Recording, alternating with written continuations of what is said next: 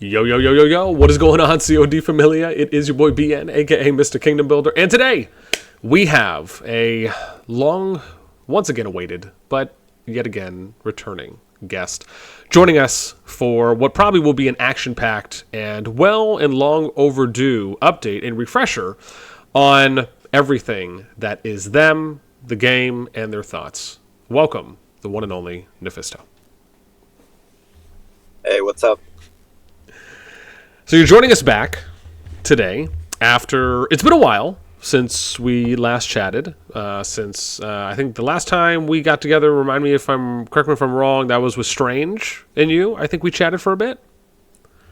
Yeah, maybe SP. I don't know. Oh yes, it might have been SP. Okay, so a lot's happened since then, and obviously you guys have played through your T1 season. We now have the new Bellerin Season 2, or aptly SB2 season, that is coming up. And there's a lot. I guess, if anything, how about we maybe start a little light here, working our way in, depending on kind of where we go, is why don't you just give us your thoughts on the T1 season from beginning to end? What were your impressions on it? How was it? Did you have higher expectations going in? And did that change by the time you got to the end? Well, I think the start of the game, it was very entertaining, very fast-paced. There was a lot of war. A lot of people were happy, even if they were losing or winning. The game was engaging. Everybody was learning. So I think the expectations after that obviously were high to continue. And I think a lot of people were a little bit, I would say, were left in a drought after, because devs couldn't produce content fast enough to those of us that started in the early days. But yeah, I think that season 1 was fun. I think we had a lot of war. I thank all our enemies for that. Particularly TFS, they definitely made 2 of our seasons fun.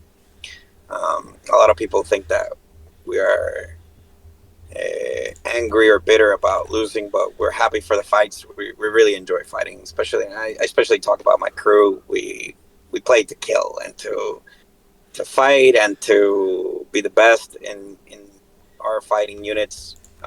Obviously, there's limitations to people you can bring and what you can do with other accounts, but we definitely had fun in season 1.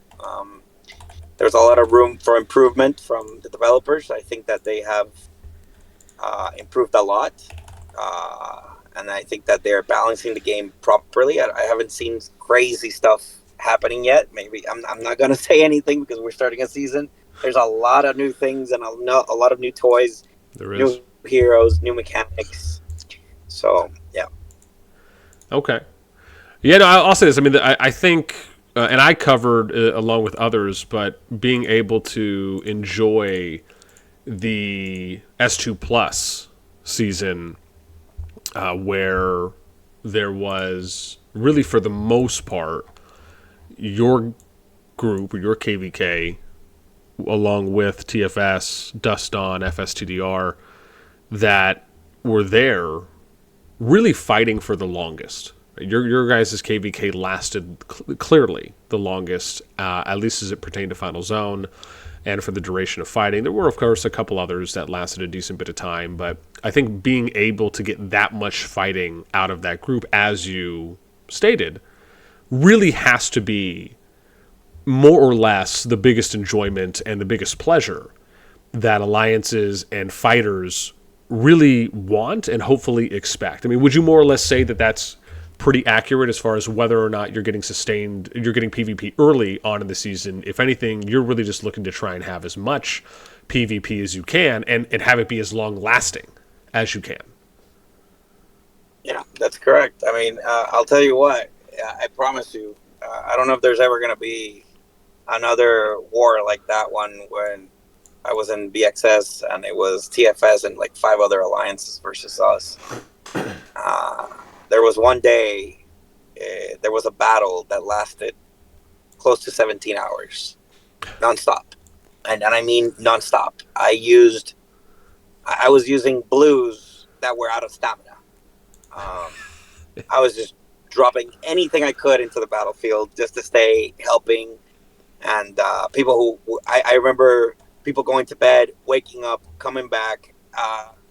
People who never went to sleep, like me.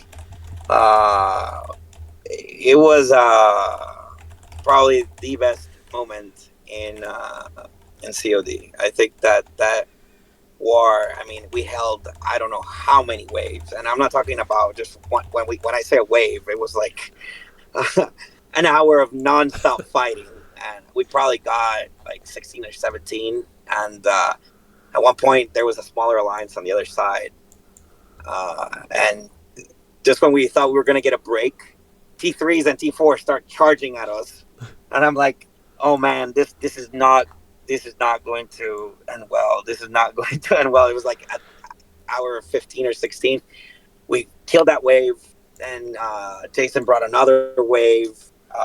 We sustained that one, and then like 2 waves later, we had no stamina. I couldn't fight, and our MBXS ran out of troops. It was like it was honestly the best moment in COD. So thank you, Jason. I still think you're a dolphin. You're giving him the his new nickname's gonna be Flipper. Is that what it is? No, I got one for Kyle, but we'll get to that. Got it. Lord. Okay.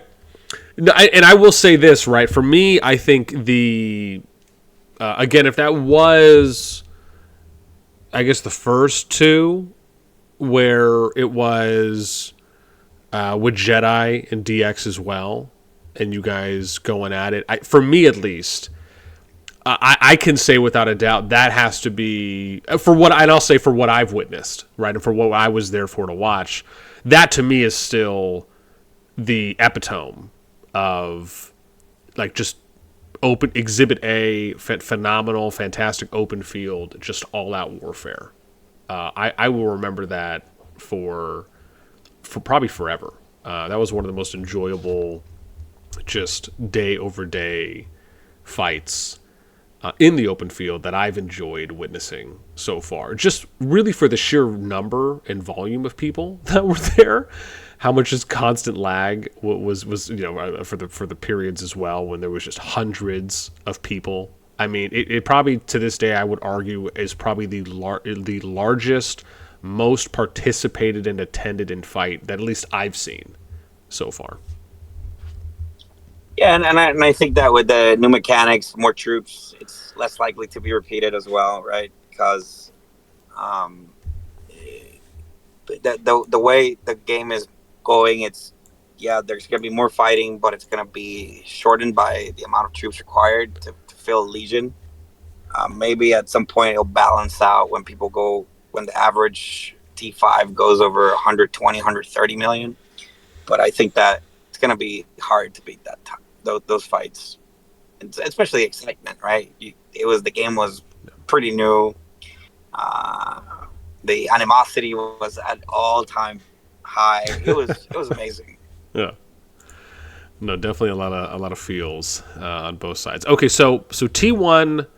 So again, talking about S2+, we get to T1 now for last season, where your group ends up going against, I believe it was, you guys had VvV, so it was like let me see, what did we have for sides here? So going in, the split was NOIR, Dawn, ROZ, FG, CFRA, and I think Any and First might have been in there as well, but mainly those 5. And then it was VvV, VvV2, potentially SASA, SASA, R Squiggly R, and STFO, right? So those are kind of the 2 main sides, with your side coming at, starting, again, this was kind of like pre-Zone 2, so post-Zone 1, was about 30 bill to 24 bill, at least on Alliance Power, not necessarily on T5 matchup.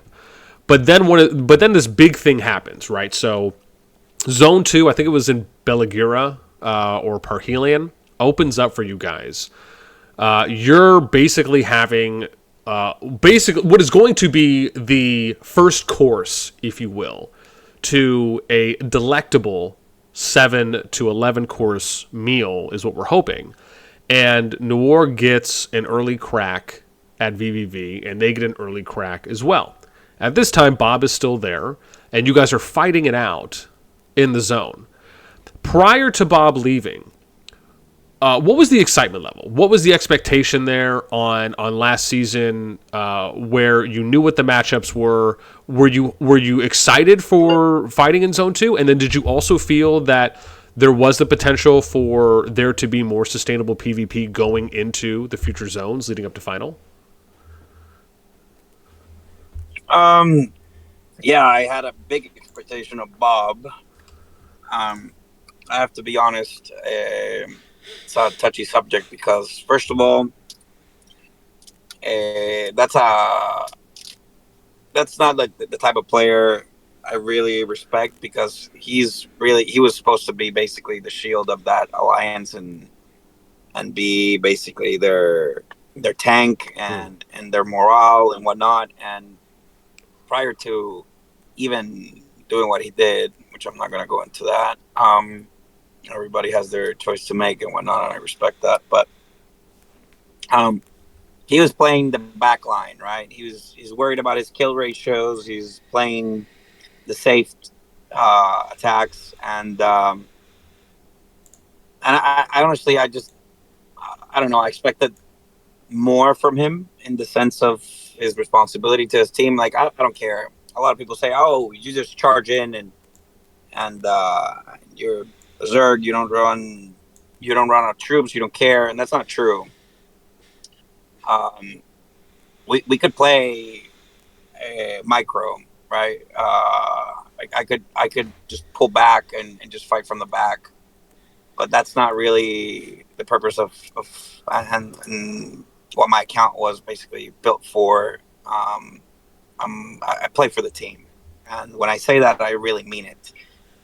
There's times that I have to tank with four tank setups, and it's not fun, right? And I have to help the team push because, for example, when Goresh came out, a lot of our team did not have gold heads, or they didn't spend money on in the game at that point for whatever reason. So we didn't have a lot of teched up Goreshes. We fixed that. There was not a lot of infantry troops. A lot of people focused on range, so there wasn't a lot of there was no front line in our army. Um, so we had to adapt and change that. And yes, it's fun to shoot, kill, run, and keep stacking up kills. I can send you one with like 700, 800,000. But you're not helping the team. You're just racking up points for you. And again, our whole mentality, even from our own group, is we're here to have fun and whatnot. But we recognize we're a team, right? And if you don't have strong pillars in a team, your team will fall. And I had to fill a void at some point. Yeah, I had to train a lot of infantry. In fact, I remember one of the senates. That's all I did. Right now, I think I have 22 million infantry, but at one point, I ran out of infantry in these fights. And after that, I said, "Yeah, this is not happening again. At some point, we're gonna get into trouble because we don't have tanks." And you know, yeah, I don't send range sometimes, and I get slaughtered in the front, but it gives breathing time for my team. Come back again, push back. It's a different mentality, and I respect what people have their opinions about that. There's times that we do fight without being at the front, and it's not fun for our enemies. VvV got a little bit of cavalry love from me. That was fun.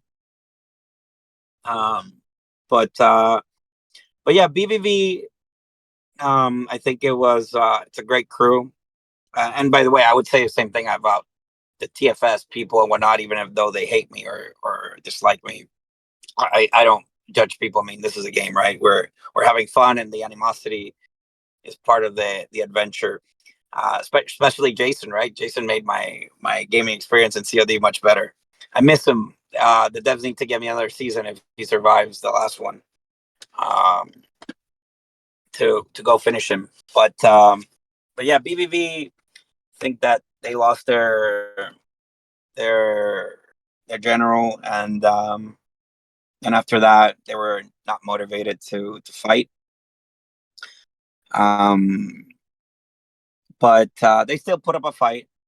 I think that they had also a situation where they had a lot of leaders leaving or dropping from leadership, and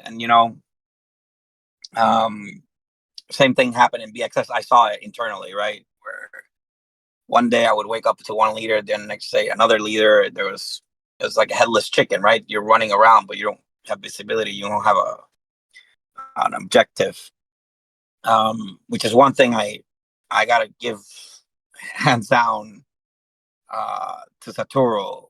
Our alliance is very well structured. There's no chaos. There's no screaming. Everything runs like a clock, and yeah, I mean we're now pretty big. We didn't start this big. We joined, and more people joined and whatnot. And but I think that BBB, we also absorbed a lot of them, right, into the team. So again, I think that season was just a warm up for what we're about to face. This is going to be a real war now. Wow. Yeah, no, that, and first and foremost, a lot there. And it man, it's so before we get to the upcoming or the current season, we should say, you mentioned one thing that I thought was really important and kind of almost slid it in there a little bit with the importance of a top player or top players and their effect on alliance member morale and what that can have depending on if they show up or they don't, or in a situation, in Bob's case as an example, more of an outlier generally, where, leaving, then not being able to participate. How, and to me, I'll say, I feel that this is just a very real thing. I mean, it's almost like your star player on a team, right? Or any top players on any team, for any, even if you're just looking at team sports, how much of an impact that can have on morale, resiliency. Is it something where, like, for example, in your case, if if are there moments where, or even things that you hear from the players within either NOIR or places you've been where you notice that there's differences whether or not you're on the field, as though it's almost like, oh, hey, there's a little bit more confidence now, or a little bit more safety net, or even things that you've noticed from other top players in the alliances that you've been in? Do you think this is a real thing? And if so, what are some of those impressions that you get, whether you're there or not in those cases? Well, Nephisto is always there. I'll tell you that. Sorry, but yeah, we'll not get into that. But yeah, you know, when I run, I'll tell you. I'll answer that question in regards to me in a different way. When I don't have stamina, it's a problem, right? And people, and you can hear everybody's aware. Everybody's like, how much stamina do you have? Are you able to do this? Are we able to push? Or let's coordinate pushes around Nef stamina and stuff like that. So you do understand that you're important to the team. And as you said, more important is the psychology behind it on the morale. I can tell you that on the other hand, on the enemies, I haven't really been on their discords or anything of the sort, but I can tell you that we coordinate attacks around schedules of our enemies. So we're very good at, and this is something we've done since the beginning, we know when our enemies sleep. We know the hours of operations of our enemies, and we keep very good tabs on their troops. We know who to pressure. If we need to get somebody out of the race quickly, we pressured that player. That's something that our enemies have a problem with me, and they will continue to have a problem because I don't run out of troops. I got once very close I got to like 140 million power, I think 150. And that's when there's a rally on my wall, by the way, a report on that rally. I got hit by 4 different rallies from TFS. I don't even remember all the alliance that attacked me that day. But I don't run out of troops, basically. And now with the new resource healing, it's very hard. My problem is stamina, and they're keeping adding more mechanics to regen stamina. But with our enemies, you can tell that when their top players are not all synced, they start to collapse. And I can even make mention of TFS, right? The southern and northern, for example, were very absent in the last war. They would only come. I think they quit the game, and they have pilots, or I don't know if they're play and they have pilots, but they were very absent in the last war versus us, and they would only show up when things were very dire. But they're not part of their organic structure. They're just there like big accounts. In our team, we're synced. So I think that it's very important that the top players in a alliance are synced with the base, and that everybody knows that you got their back, but they also have to have your back. And I'll give you an example of what I just said, of what I mean. Once TFS pushed us, I think it was that the last time we faced them, actually the time before, it was the first time that we faced them, they pushed us back beyond that gate. I think it was gate 2 or something. After the 16-hour war, the morale was crushed in BXS. Crushed. Like, they would coordinate an attack, nobody would show up. And then I started doing raids with at 4 in the morning when they were asleep or there was nobody from TFS, and we would get 3 flags. And then more people who were showing up just to do dailies, they were just already broken morale. They would be like, "Oh shit, I'm going," right? And so you do have that responsibility to keep the morale strong even when things are hurting. When we lost last time to TFS, we never stopped attacking, and we never stopped fighting. And I even got on. I'm afraid that this is going to create like 1,000 memes. But anyways, I even got on Discord once, and we started doing karaoke. Okay, and it wasn't Satoru. Satoru is the Korean. He's supposed to be the karaoke expert, but we started doing karaoke, and I'm hoping that nobody has recorded anywhere. Listen, I need to get an invite to that next time. On a side note. Yeah, it was a moment where I knew that the team was struggling. The team was, they hadn't lost. Like, NOIR had not lost. And, that first defeat is important because it teaches you to improve. It takes your cockiness off, and it makes you more resilient, but you have to get through it. So, that's what happened, right? We got through it. Satoru and management did a great job. SP Strange stood up. I mean, our team is very integrated, and the leadership put a band-aid on that, knowing that it could rip off and the wound could fester. And we kept tending the wound and the morale, and we're not doing that bad now. I think that I think we're ready for anything.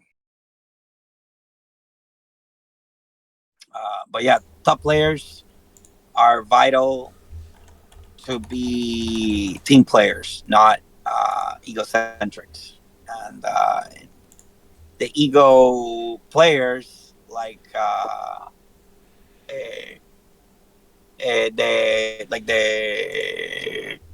like Jason, well, they're complicated because you don't have integration. What you have is screaming, and you have dictatorship, we don't have that. We really don't. We have a solid team, and I'm very proud of it. I'm very happy where we are right now. I'm telling you. So yeah. Okay. Yeah, so on that note of the thing you mentioned about you singing and doing karaoke, it's almost as though there are becoming, we always hear these stories of, the alliances that are able to rally or those that are able to potentially turn the tide. Now, obviously, it doesn't seem as though that's usually the case where that's being done the majority of the time. But the couple times that we hear about it, for those that share or put it out there in the ether, we've heard of before, which was like the Does speech for BDO when they were getting pushed in their KVK on the plateau almost to the ramp. And then BDO was able to, from what again has been said, Does ended up having some very inspiring speech in a town hall, and that pretty much was able to rally, or at least play a factor, we should say, into rallying. And then with the kind of light rallying you mentioned there, by being able to put some work out after kind of recognizing the state of whether it's the alliance or the mood or the tone, finding an opportunity to try and maybe not rebuild, but remotivate, if you will, reinstill something by your own means, right? I think those moments are, to me at least, always fantastic to hear, because I think it gives us a little bit more insight, at least from the community, on how, sure, we're playing this game, but it's a very real thing for the people that engage and interact and socialize, and the kind of these historical moments that are being built throughout. I mean, to me, is just awesome to hear. I think it's always nice because I think it provides some context. I think it provides storylines too as well when they happen for future matchups or rematches that can happen. So, it's great. Okay, getting to. Yeah, and if you let me just add one more thing to that. So that's very important in life.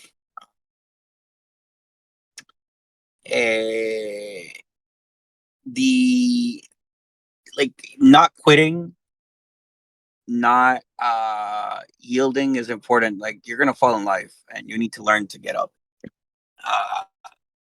And sometimes it looks grim, sometimes it's a landslide, but you need to learn how to get up and face adversity. So a lot of people in games think that games are just games, but you can apply a lot of what you do in games to everyday life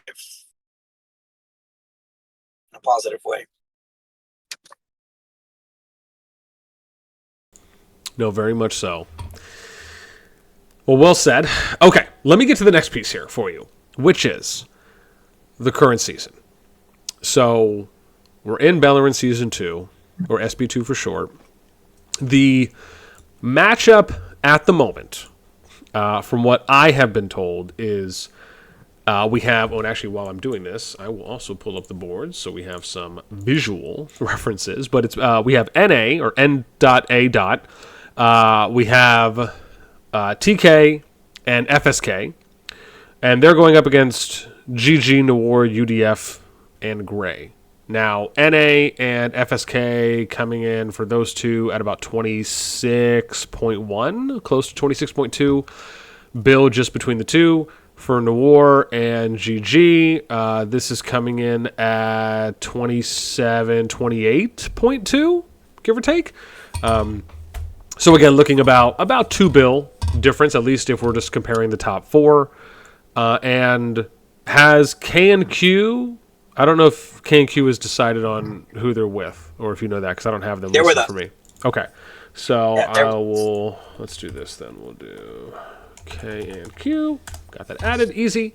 And then Gray, and then we have UDF and TK, and then I would imagine possibly FSK2 as well. So it looks like it's the top 8 right now from what I'm seeing in pretty much a which again, because FSK2 is at 3.7 bill, and anything under that at 2.5, 1.9, it drops off. So we can kind of surmise at this point it's top 8, but it's a 3v5 at the moment with NA, TK, FSK. I think TK adds to their 26 to 31, 32, and then a little bit more on y'all's side. But again, like I said, I would have to do kind of what I did before, which is that T5 comparison matchup to see how that stacks up at the ranges. However, I know we were talking about this a little bit before we started. You seem more excited from what I gathered in the interim or the short period for this season compared to last on the matchups, along with, and we can maybe get and talk about at least my hype and enjoyment or excitement for the final zone territory changes. But are you excited for this season more than last season? And what is it about the matchups that is exciting you? Looks like a bigger war. There's bigger names. There's 400 billion power counts on the other side, so it's more likely to be a battle of titans. They're heavier at the top.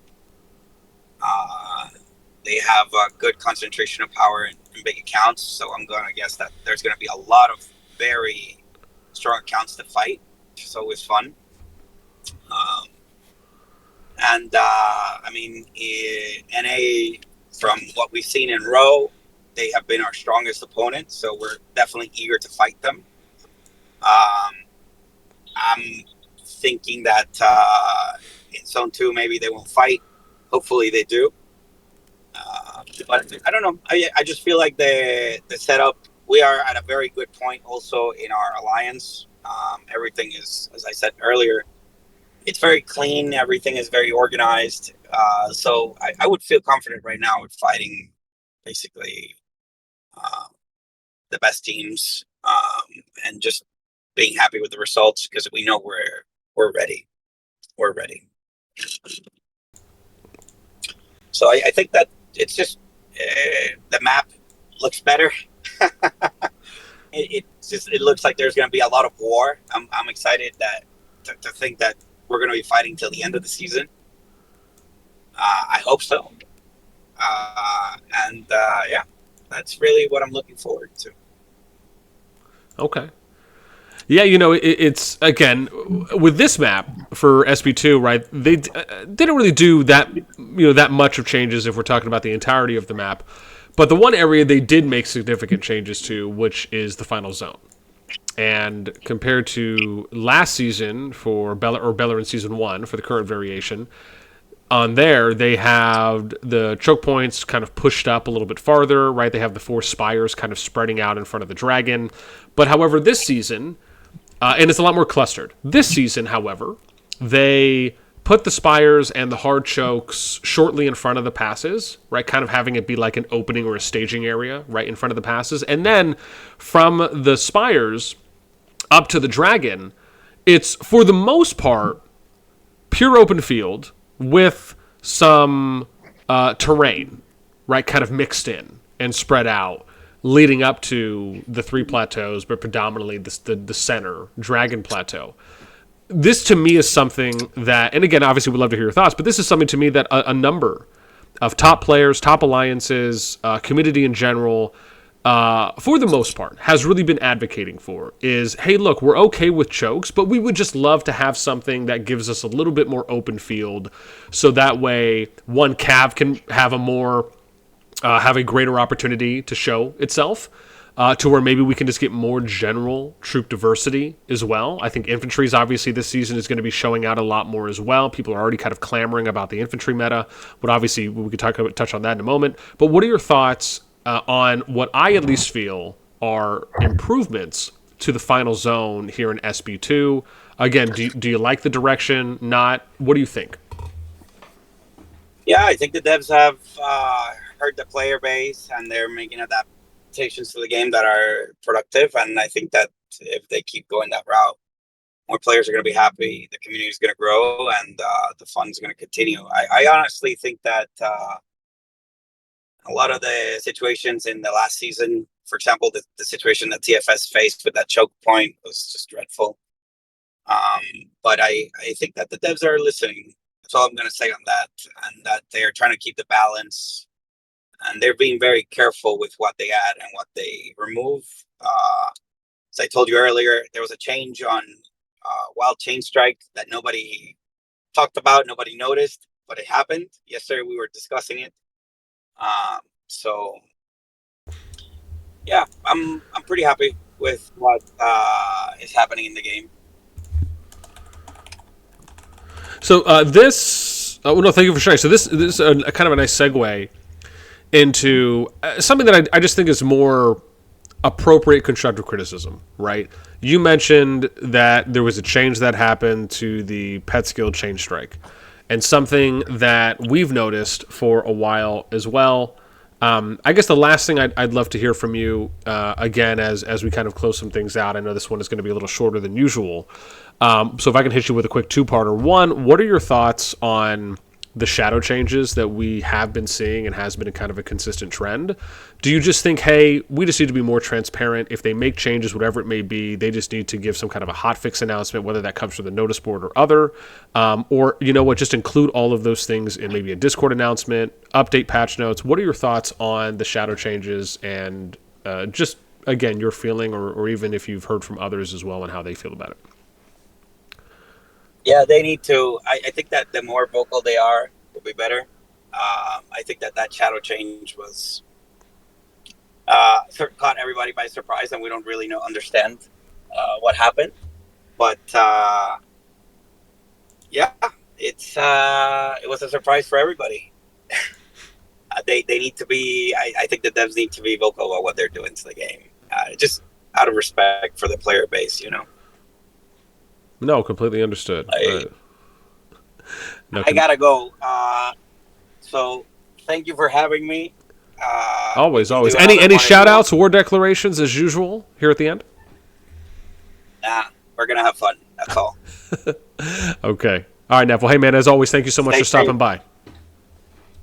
Thank you. Take care. All right. So closing that out.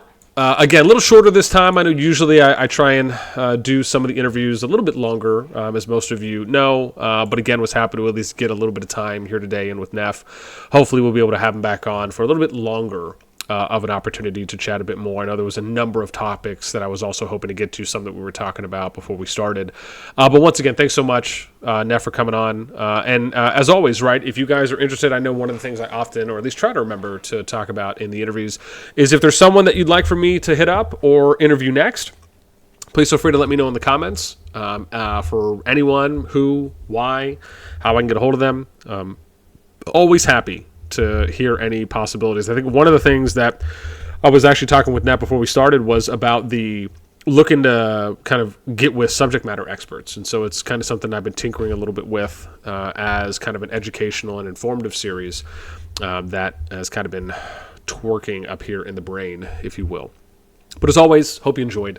Let me know what you guys think in the comments down below. That is going to do it for me and us. And as always, until next time, we'll catch y'all later.